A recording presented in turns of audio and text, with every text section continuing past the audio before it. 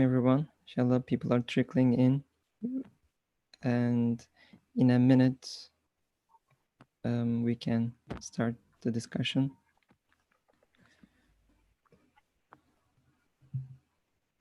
Okay, I think we are all in, and others can trickle in as they come in, so that we don't delay the discussion, because it is a deep topic, as you have witnessed in the past couple weeks. We have started discussing the topic of causes, and it is indeed a topic that is kind of plaguing a lot of us in this age.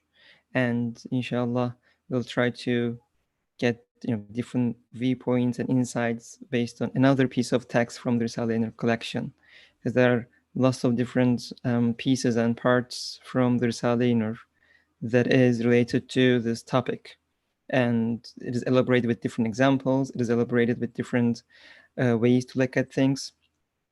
So inshallah, we'll try to discuss a couple of them, inshallah. And just a quick reminder, I've been going through this slide, I believe, a couple of weeks now. But just to set the discussion and set this stage for the way that we will discuss today as well, is we will read a Quranic commentary called Risale-i Nur. It is a Quranic commentary that is written in this century, in 20th century, which has unique challenges, as you all know, that come with sciences, that come with philosophy, that come with how science is trying to explain the universe, or how the societies are shaped based on secular beliefs.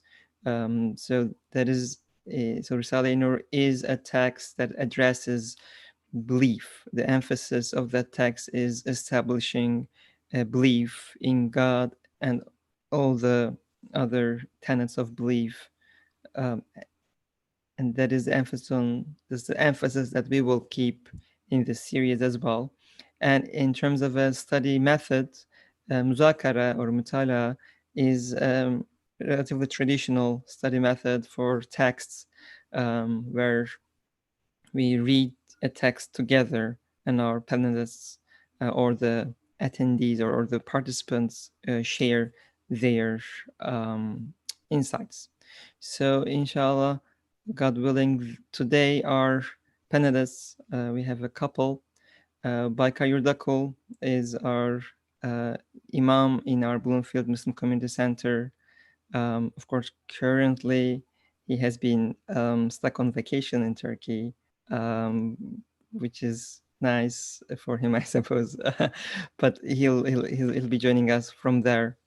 And Colin Turner, Professor Turner, is joining us from United Kingdom. And as you know, from a few weeks ago, he has presented a webinar on coronavirus, and some of the things that he has said in that series has been related to causes, right? It was a coronavirus as a cause. So I think, inshallah, this topic will be also relevant, maybe a follow-on to that thing, inshallah. And myself, Mustafa Akbulut, I am joining from Boston, Massachusetts. And like the couple last weeks, I'll be moderating and trying to steer the discussion so that we at least end in time. And just again, a reminder about questions. Feel free to send them to me through chat, and I'll try to, I'll try to pose the questions to the panelists in the last 10 minutes or so of our of our section. So with that, inshallah, the text that we will read and is from the 33rd word from the book Words and Risale collection. 33rd word is also called 33 windows. With each window, it is trying to elaborate different aspects in belief in God. And 27th window that we will study, and it's actually, we won't have time to study the full thing, which is actually a couple pages long itself, but you know, I think it'll take, it is deep in that sense.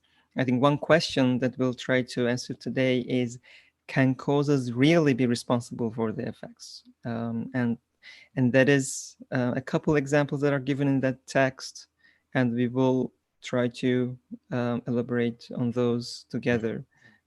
One is the human brain as a cause, or anything that is in it, and in terms of an effect, is what we call human memory, and the other thing, and there are also other actual examples like seeds and grains, eggs, things like that within the text we will read. And then again, the other example that is given towards the end that we will read is the example of the sun as something that is seen as life-giving, and but like a small effect, like a fly. And as you can see, we are trying to see the connection between the greatest causes and the smallest effects, and to see if there can be really a connection in between them. So this is just to set the stage. If we have time, but I doubt that we will have time for this bonus section, but I think you know if we have time to at least explain this example within the context of this discussion, we probably can. But if not, we will, God willing, go through this or similar topics in the next week, and we will try to cover causes, as a theme, as a recurring theme in this series, because it is indeed something that is that has been quite a challenge, quite a test for humanity at this time on our belief. Um, so with that, inshallah, I'll start reading. I'll read through this first part, and then we will come back and we will inshallah start. Um, Bismillah ar-Rahman ar-Rahim. Allahu khaliqu kulli shay'in wa huwa ala kulli shay'in wakil. God is the creator of all things, and of all things he is the guardian and disposer. This is from Quran. So we look at things which appear to be causes and effects in the universe, and we see that the most elevated cause possesses insufficient power for the most ordinary effect.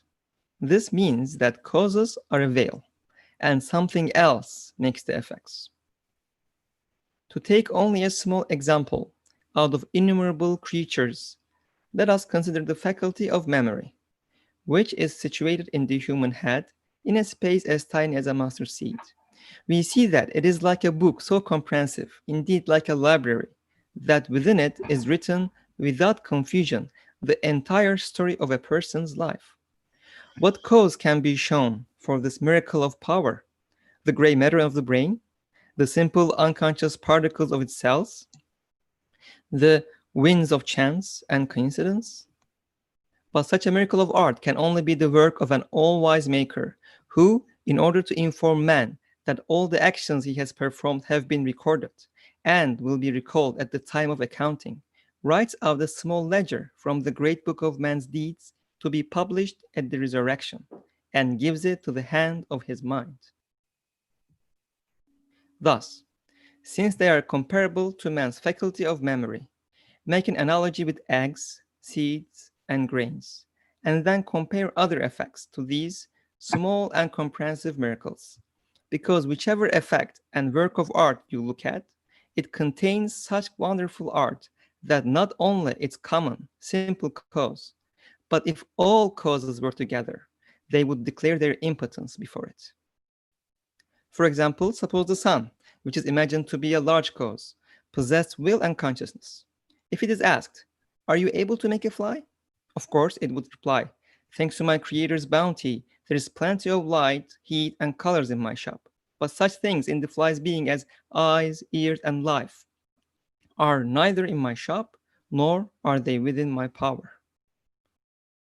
So, inshallah, this is the text that we will first start. And inshallah, I'll reread this part, because I think also, and our panelists would probably agree, is that in Risale-i Nur, probably a common theme is that the first sentence or the first phrases is almost like a summary statement of the rest of the text. So inshallah, we will stop after reading this once more, and inshallah, I'll take insights again, inshallah, after this verse. Allah khaliq kulli shay'in wa huwa ala kulli shay'in wakil. God is the creator of all things, and of all things, He is the guardian and disposer. This is the verse from the Quran. And then we say, we look at things which appear to be causes and effects in the universe, and we see that the most elevated cause possesses insufficient power for the most ordinary effect. This means that causes are a veil, and something else makes the effects.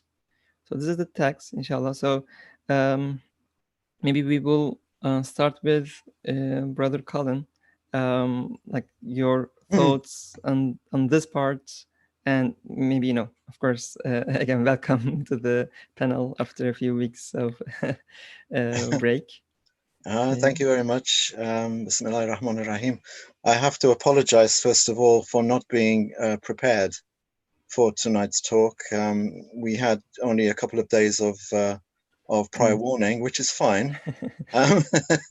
But since causality is not really my area of expertise, actually, I don't have any areas of expertise, but causality certainly isn't one of them, although I have obviously dealt with it in the context of my studies of Risaleh.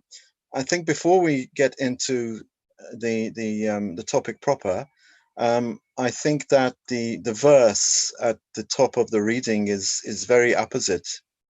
The chosen verse is very apposite because the divine name Al-Wakil reflects the fact that divine power is something to which all acts, all human acts included, are entrusted.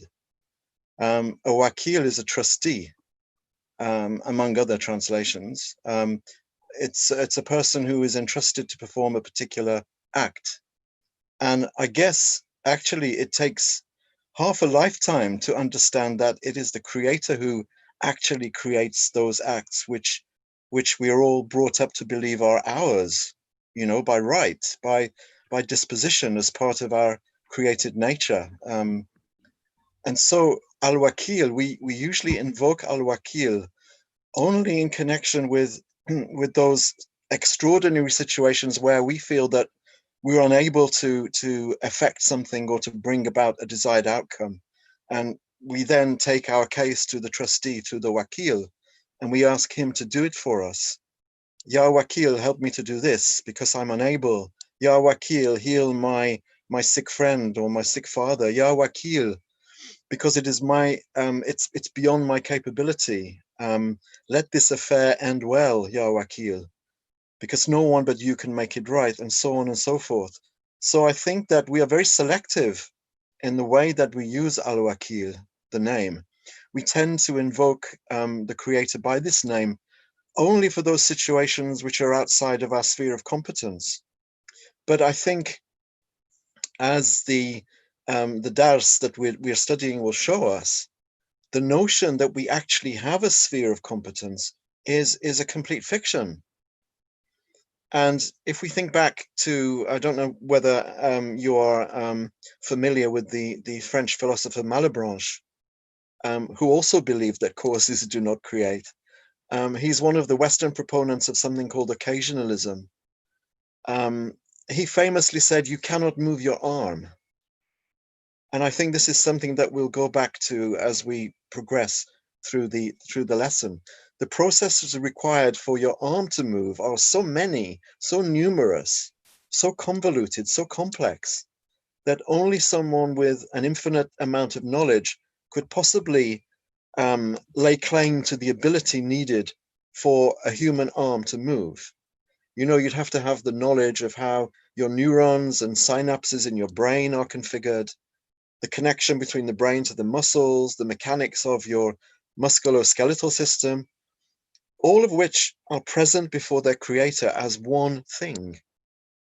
Now, no one without that knowledge could actually lay claim to the ability to put that knowledge into effect, into action. So Malebranche said, you cannot lift your arm. And yet, here we are lifting our arms freely, and usually we find no obstacle to it. It seems as though we don't even have to think of it, except, of course, that we do think of it. There is that undiscernible millisecond of want, that elusive instant in which our desire to act is logged and recorded, registered, and then after that, the action takes place. And it takes place apparently in accordance with our own desire, and therefore we think as a direct result of our own will. And so that is why we think that we are the creators of our own actions.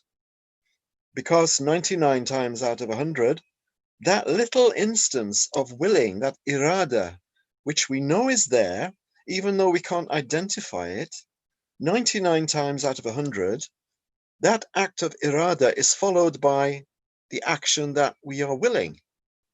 So in the case of lifting our arm, we want to lift our arm and we lift it. Now that gap between willing and acting is so slight, so imperceptible, that it's no wonder that we attribute the action to ourselves. And we grow up thinking that most of what we do, we actually do ourselves. And therefore, it's only those extraordinary acts which are beyond our ability or capacity, as they say, above our pay grade. It's only those acts which we need to place in the hands of the trustee, the wakil.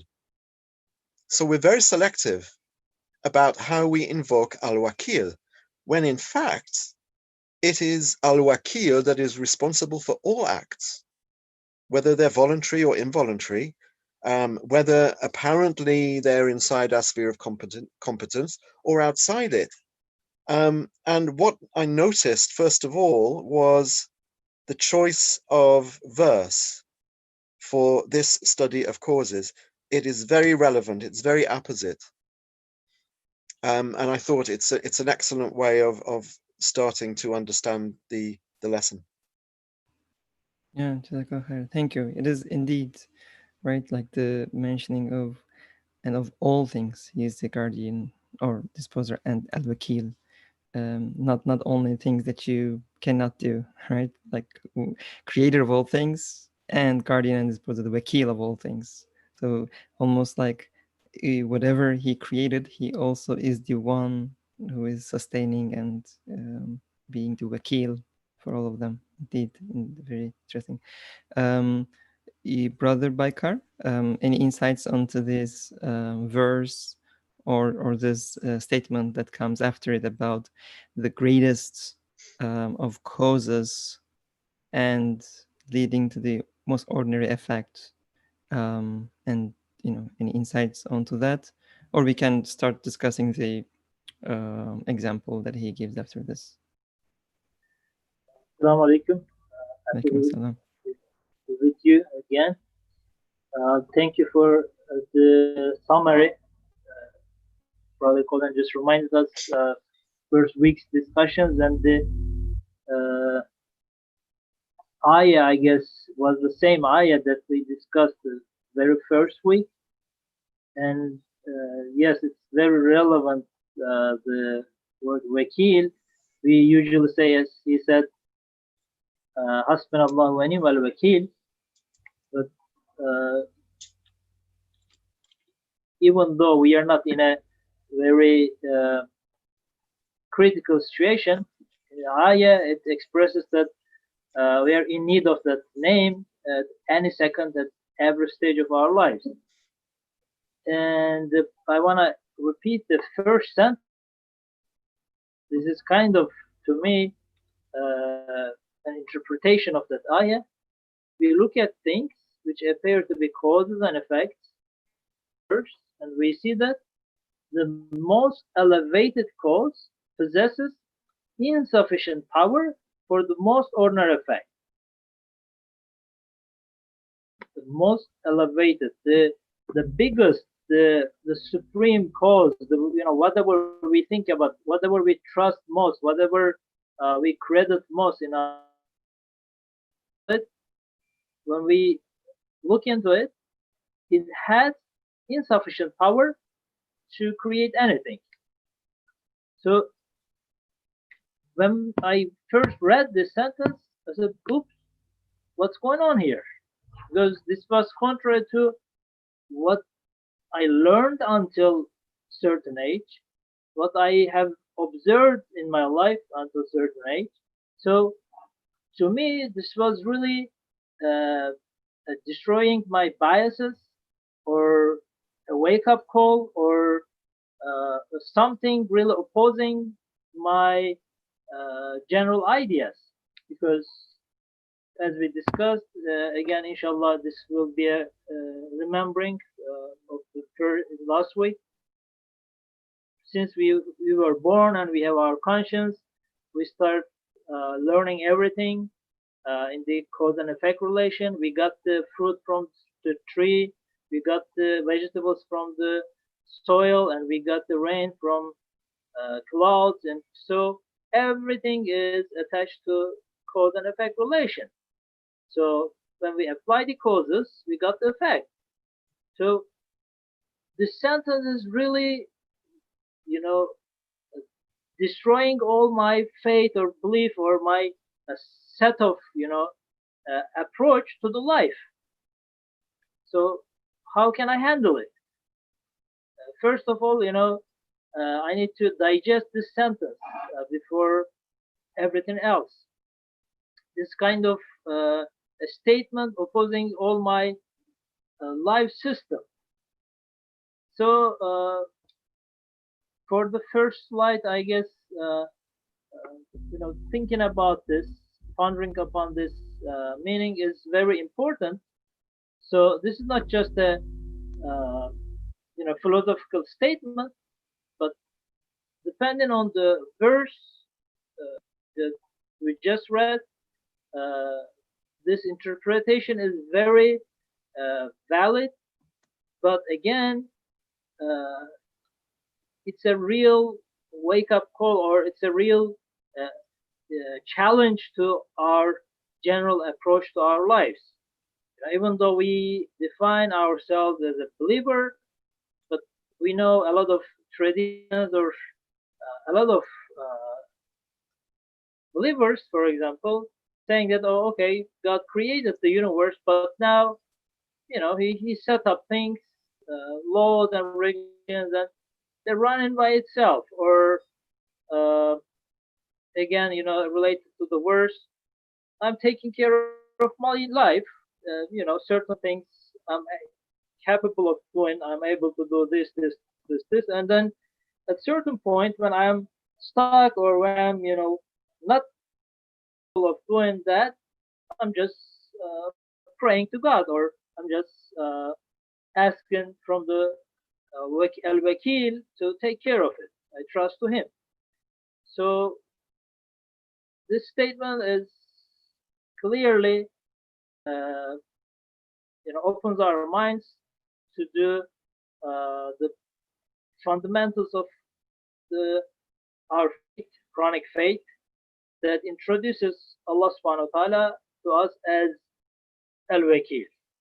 So every single thing is dependent on him, on his knowledge, on his power, on his will. So we trust everything to him. So inshallah, step by step, we will try to understand this state. Yeah, inshallah. Indeed, it is interesting that the challenge that is presented here, right? The challenge that is posed is quite a challenge to our mindset that we developed using our secular educations or science backgrounds, right? Like as a scientist myself, I had trouble for many years trying to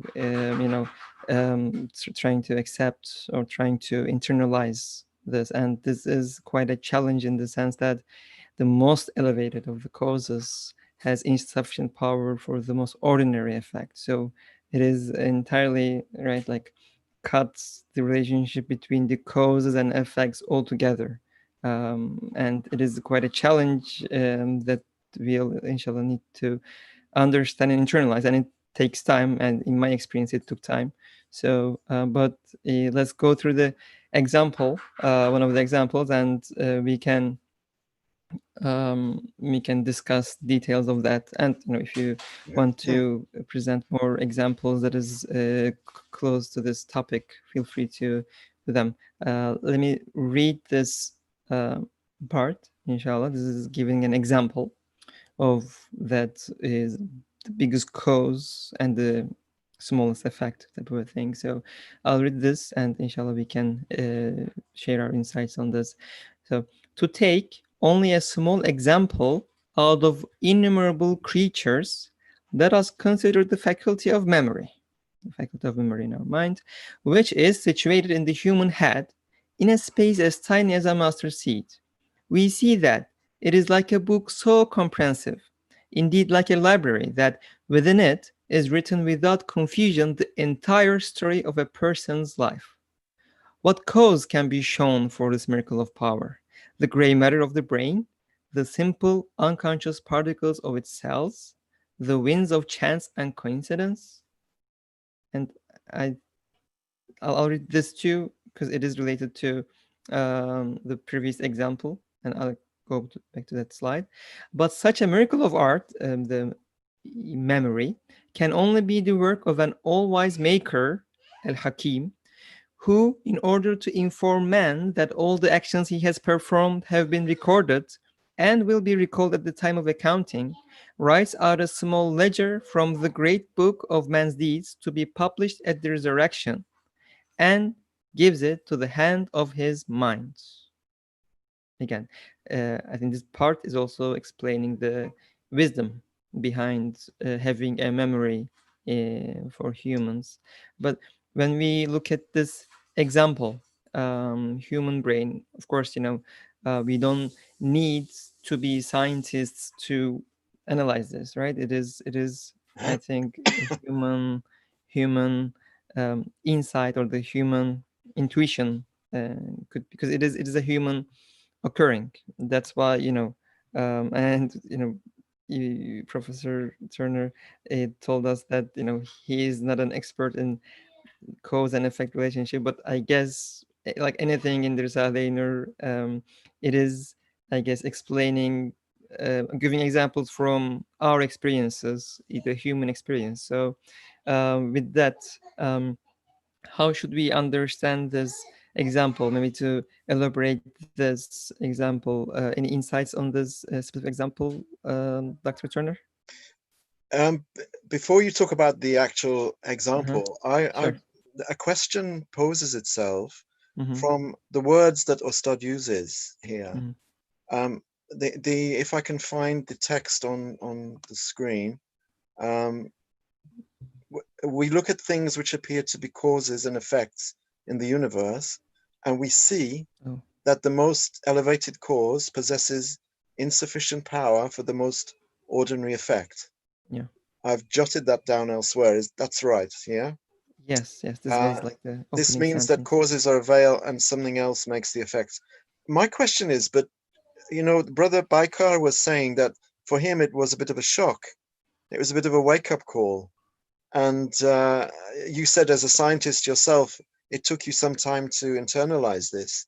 Sure. This makes me think that although Ustad says we see that the most elevated cause possesses insufficient power, my question is, but do we see it? And if we see it, how do we see it? Is it something that we see only after we've had our causal worldview overthrown, that wake-up call, Mm-hmm. by our acceptance of the divine names and the fact that they are ubiquitous and all pervasive? Once we come to believe that Allah's names are absolute, it's only then, when we realize that divine activity and creativity leaves no room for others to intervene or to interfere, that is when we begin to question the efficacy of causes, is it not? Because if we were left to ourselves, and if we were not, how should I say it, impelled to follow the Quranic lead and question our own roles as human agents in affairs. In other words, if we hadn't been prompted or spoon-fed by the revelation, would anyone seriously come to the conclusion that causality is only apparent? I don't mean causal inefficacy in the sense that Hume meant it, David Hume, because he simply denied the necessity of the causal chain. Maybe it is possible, without prompting from revelation, to arrive at the conclusion that the ties between cause and effect are not necessary in the philosophical sense of the word.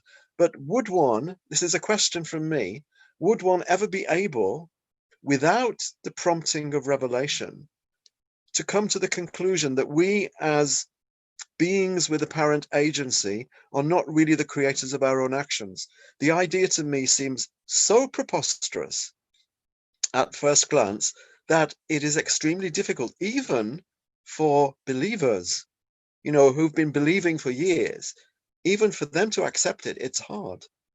So what is Ustad saying when he says we see? Does he mean once we have learned, we see? Or does he mean we see from the outset? Because I don't think that we do. Yeah, indeed. I agree. I mean, there are lots of, I guess, veils or the blocking things before our eyes that really, although once we learn, as you said, right, once we are led and steered by the revelation to see, I think it is clear, crystal clear, and it becomes preposterous to think otherwise. But when we, before that, as you said, there are certain things that just blocks our way towards seeing things clearly, and it is indeed quite a point. But do you think, or does Brother Baikar think that this could be something which we would, if we were in the right kind of life circumstances or situations, be able to arrive at on our own steam, so to speak? Brother Baikar, would you like to take that? In a way, I agree with Brother Colin, and yes, the role or the effect of the revelation on our journey dealing with this cause and effect relation system is indeed big. However, I also believe that if we really, as we are going to read in the following examples, as if we can change our way of looking into things, way of handling things in our lives, it could be possible to look through the causes and see the effect in different way, because whatever revelation tells us, still we believe in a way that we experience things. So to start again, we'll give examples from our own experiences. So as human beings, even though we intellectually think over the things and discuss things and try to come to a conclusion, still we depend more on our own experiences. So at least the abilities we think that we own can tell us a lot. In a way, I believe that I can do certain things, I have certain abilities, but if I really look through them, these are not mine. I don't have a real control over them. They're kind of means or devices given to me to just survive or go through my life. But in reality, I believe we can really experience that this is kind of a trust to us. This is not a real thing that's coming from our own existence.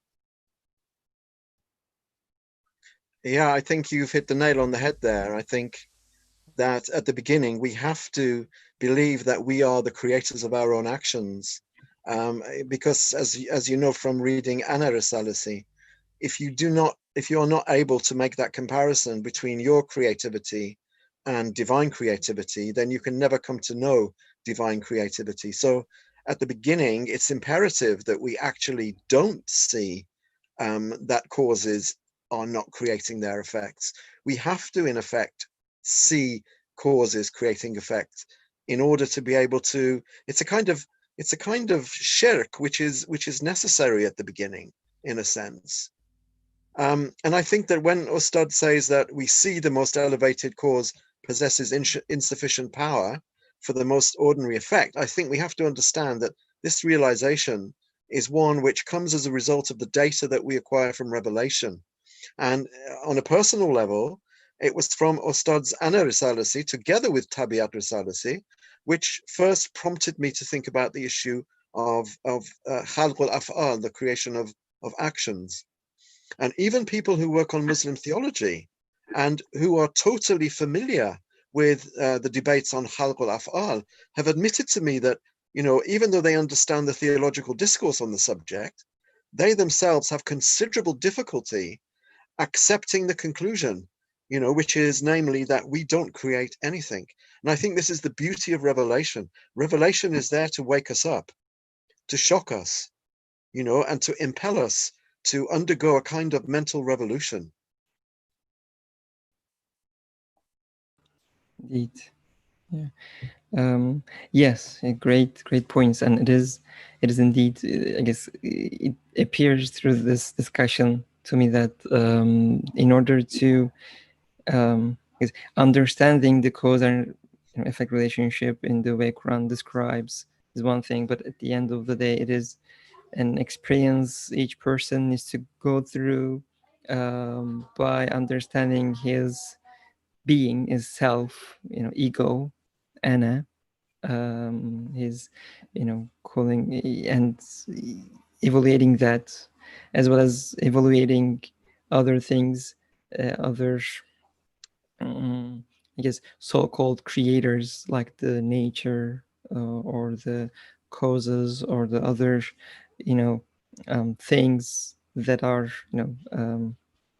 like as you mentioned, like the Ana Risale, Sayyid Risale Nur, is, I guess, addressing one part of that inner journey that we need to take almost to understand these, and also Tabiat Risalesi, the treatise on nature, and again, addresses that part like some inner, I guess, journey, some inner thinking, reflection, and some outer reflection looks like it is needed to internalize. And maybe that's why it took, for example, for myself in a time, because it needed for me to maybe read through the whole Risale Nur collection maybe a few times in order to get this part also nailed down correctly, I because think, it's yeah. I think what Brother Baikar alluded to quite beautifully was the fact that once we have arrived at the truth in revelation, then we have to go back to creation and we have to reread the creation in the light of revelation. So first, when I was saying that it's very, very difficult when you're growing up to be able to see that causes are not creating, if you are not familiar with revelation, of course, because we are supposed to make the links between cause and effect in order to own our own acts, because it's only by owning our own acts that we can then disown them. But when we've reached the revelation and we get the data from revelation, as Brother Baikar said, we have to go back and we have to experience the creation through the spectacles of revelation. And then we reread it, and then we see what Ustad is saying. We do see that the most elevated cause possesses insufficient power for the most ordinary effect. Indeed. Yeah. Indeed, it is quite striking. There's a comment from a reader, a participant. I'll mention them because it is related to our topic, and then we can, quickly discuss this example, any, takeaways from this example, and then, inshallah, we can think about the other example. And that that comment was, a, or actually we can pose it as a question as well, that for the common mindset, or the majority of people, are we not really deep thinkers? Is that why we cannot really realize this? But I guess you can allude to it by saying that, by reading the Quran or the revelation, and then going back, maybe that is the thing that gives us that mindset? Or is it still the case that it is hard for a common person to go this deep, even with when they are when they encounter the revelation? No, I think I'm a common person. I don't have any scientific background, and I don't think particularly profoundly. But once I'm told, look at the creation and bear in mind that every single atom and particle in creation is impotent and needs something else for itself to be able to exist, then you realize that if you say atom X is in need, how can something atom X be able to create atom Y, which is equally in need? And Ustad, he sort of paints this picture quite simply by using everyday metaphors, everyday allegories, and everyday imagery. And he says it's impossible for impotent, deaf, dumb, and blind causes to be able to lift loads which are thousands of times greater than themselves, unless it is by the power and the omniscience and the omnipotence of an all-knowing, all-compassionate, all-powerful creator. And anyone can understand this, I think. If I can understand it, believe me, anyone can understand it. Yeah, great. Thank you. So about this example, I would like to come back to this example. And in this example, I think it is also related in the sense that, you discussed atoms, and everything being in need. Because like this example of human memory. So human memory, as we understand from science, is on the brain. It's like collection of neurons, making connections to each other, and as there are more connections, they get, um, they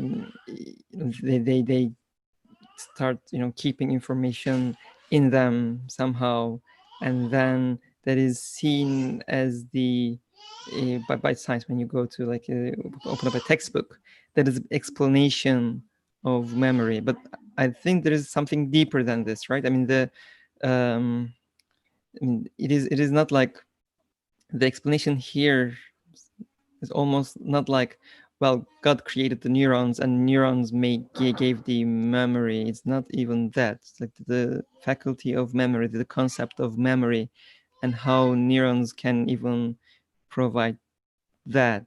Like using, is it like, because like, is it God still employing these causes here so that to make this happen?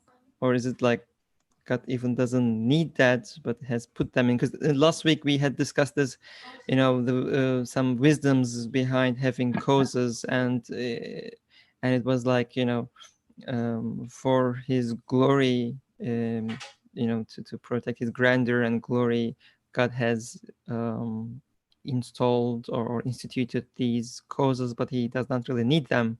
And there was an example of human king needing his officials as his partners, pretty much in execution of his will.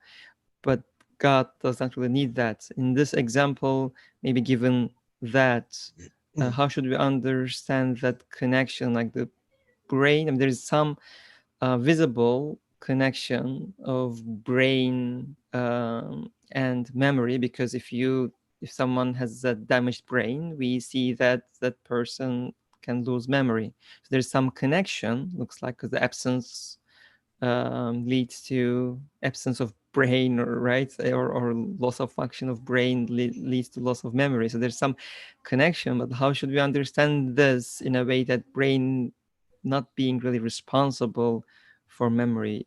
Maybe I don't know. Maybe I can start with Brother Baikar, and then we can come back to Dr. Turner.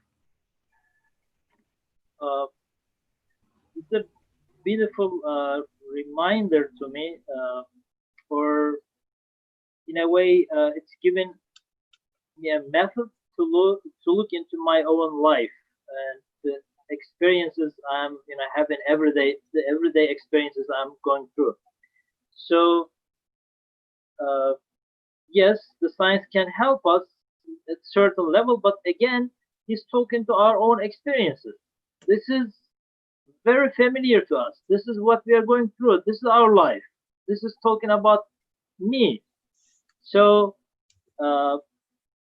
just to use science as a tool, if I want to record all my life story from my birth until now, I think I'm gonna need a storage device bigger than this room.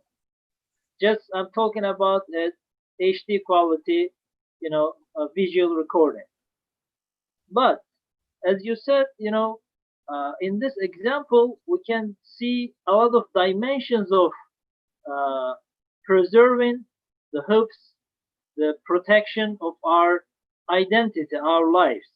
For example, I come home 5 years later, I open the door, enter the house, and I smell, oh, mom cooked this.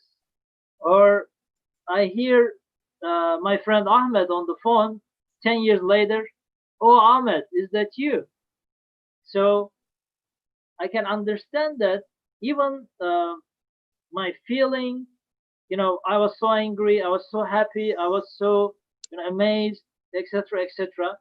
Every single detail from the very first minute of my life until now is recorded, is preserved, is protected.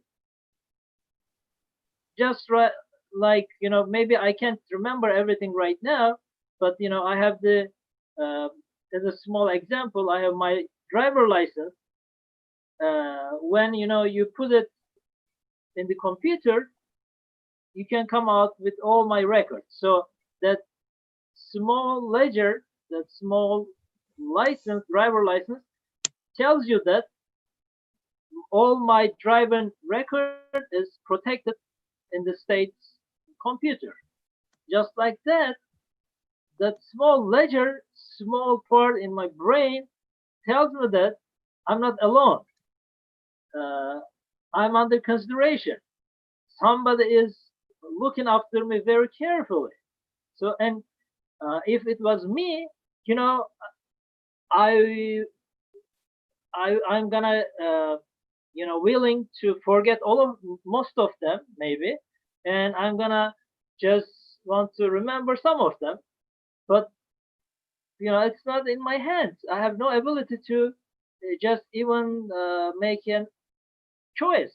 This is just beyond my ability. I'm not consciously, aware of what's going on. But this is the whole experience I'm going through. And even though I'm not aware how it happened, I know that this happened.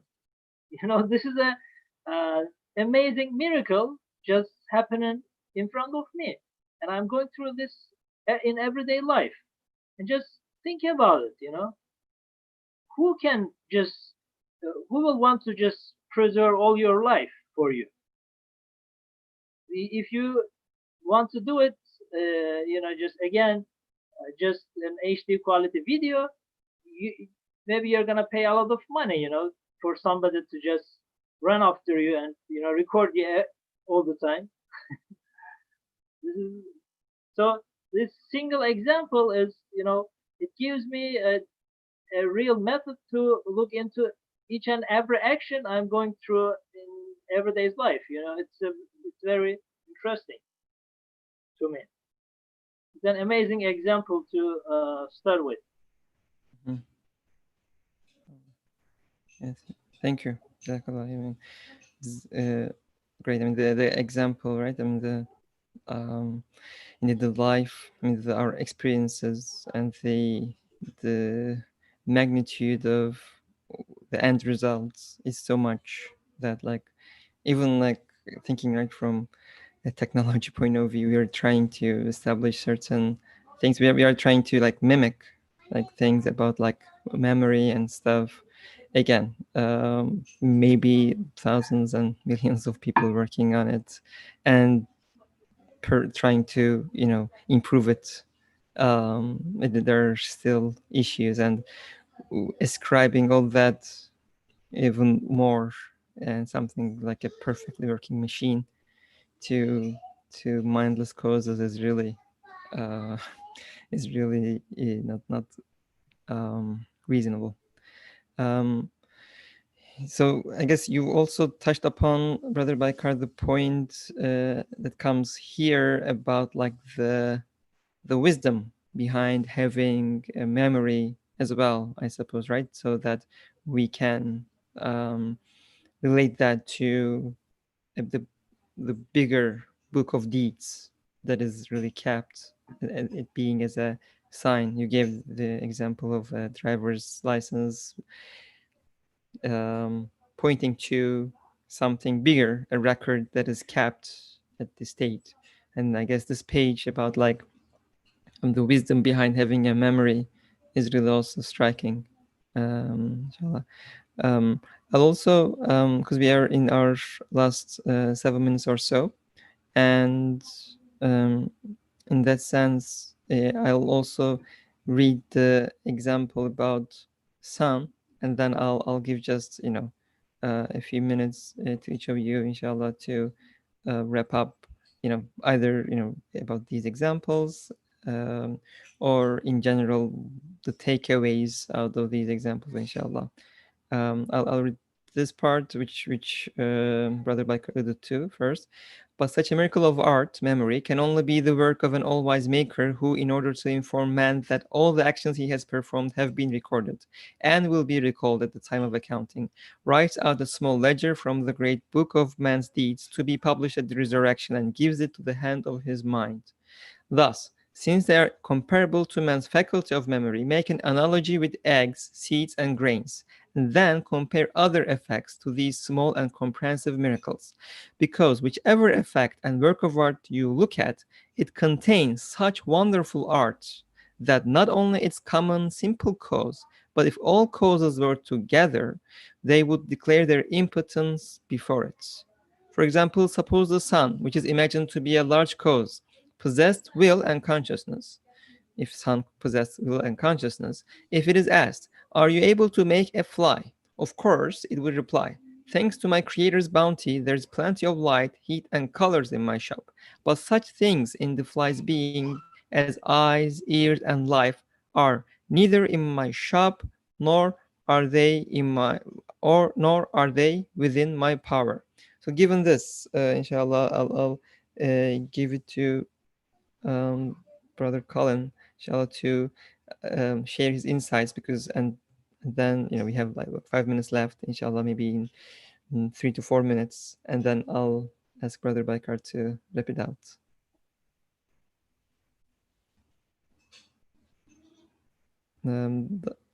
Dr. Turner? Going online still? Yes. He might be muted.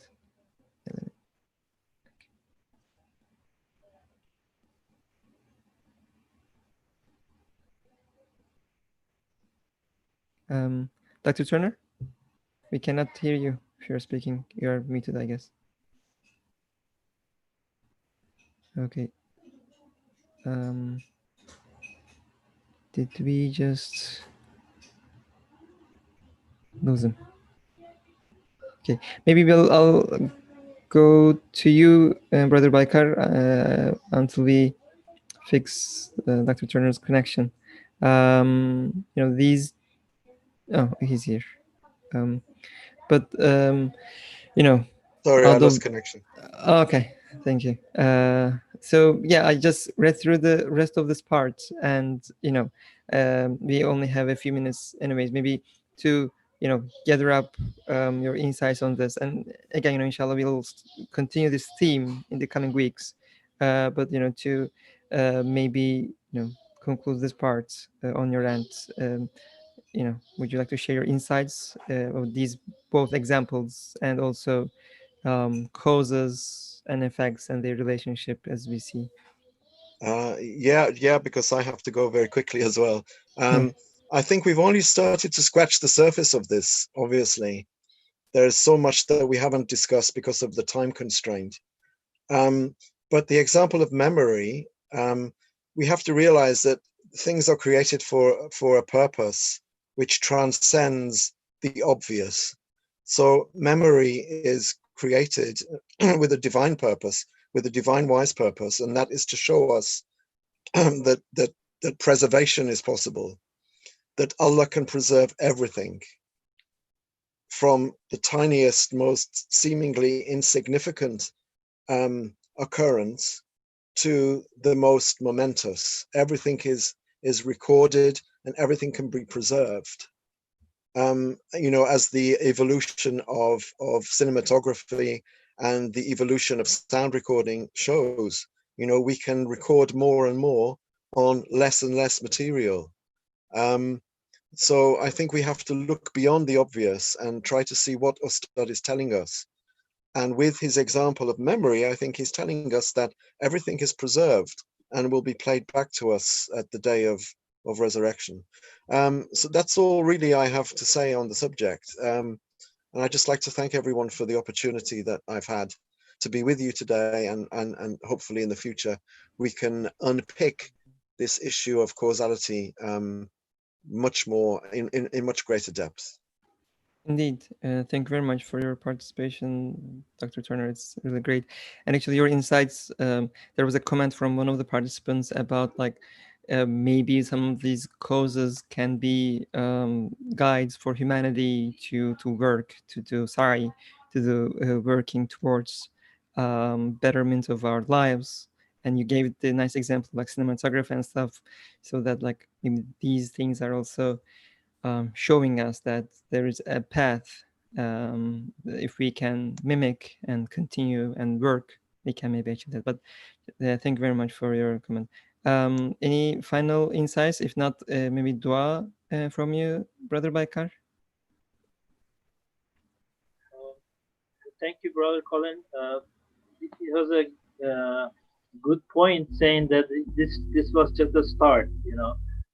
I guess this is a lifetime adventure that we need to work through. Since everything is attached to causes, and the popular approach to life is just about the causes. Everyday life we are discussing about because of such and such and such, this and this and this. This happened. So it's a lifetime adventure to find the causer of causes. Even centuries ago in the munajat, in the supplication of our Prophet, he supplicates to Allah subhanahu wa ta'ala with a name of Musabbib al-Asbab. So he is the causer of causes. So it will take time to really digest that all the causes are mere means, mere tools that or veils that cover, that helps us in a way. It's not necessarily a block to reach Allah subhanahu wa ta'ala, but to understand, to know Allah subhanahu wa ta'ala with his names and with his attributes in a better way. Maybe if it was not for the causes, you will not be able to understand all his names and attributes. For example, today in the first example we talked about Hafiz, the protector, the preserver, and we also talk about our memories, our feelings, are, very secret things at the bottom of our hearts is preserved. So he should be all merciful, he should be all caring, etc., etc., etc. Goes on and on. So causes can help us to know Allah subhanahu wa ta'ala in a better way, but we should be approaching them in a way with the glasses, with the tools that the revelation gives us. Otherwise, unfortunately, they could be a great,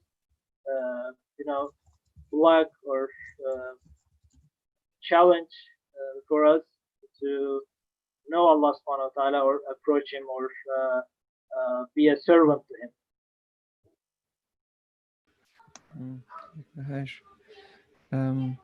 Thank you very much for both of our speakers, and shall we say Amin to your duas. Inshallah. Again, inshallah, in the next week, and maybe as the speakers said, right? We have just scratched the surface of the topic on causes, and inshallah, we'll try to keep it going in the future. And with that, inshallah, I would like to end. سبحانك لا علم لنا إلا ما علمتنا إنك أنت العليم الحكيم وآخر دعواهم من الحمد لله رب العالمين الفاتحة.